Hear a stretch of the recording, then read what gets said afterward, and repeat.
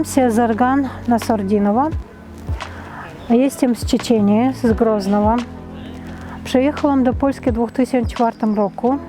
Po 2 wojnach rosyjsko-czeczeńskiej z Groznowa przyniosłam tutaj do Polski smak żywej wody górskiej.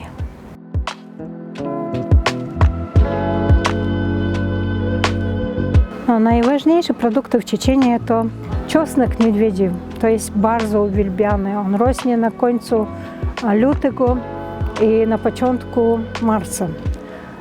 To jest taki, dla mężczyzn to jest bardzo dobry, bo to jest taki przyrodny afrodyzjak. Później w czeczeńskiej kuchni uwielbiają kukurydzianą mąkę.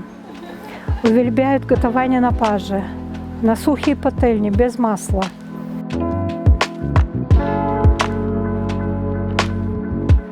Mnie brakuje tutaj w Polsce kukurydzianej mąki naszej, bo tutaj nie ma takiej. Jest kukurydziana mąka, ale nie taka jak u nas. Brakuje słonecznika smażonego, lodów takich jak u nas, limonady jak u nas robią. Manty to takie pierożki zawijane jak róże.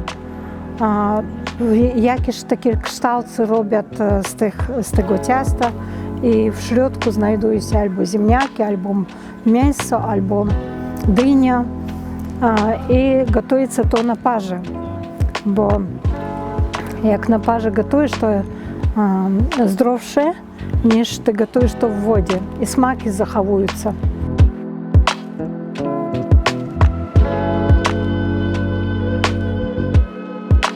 По-чеченську смачного то гозя-іл. То значить, щоб для здоров'я було добре.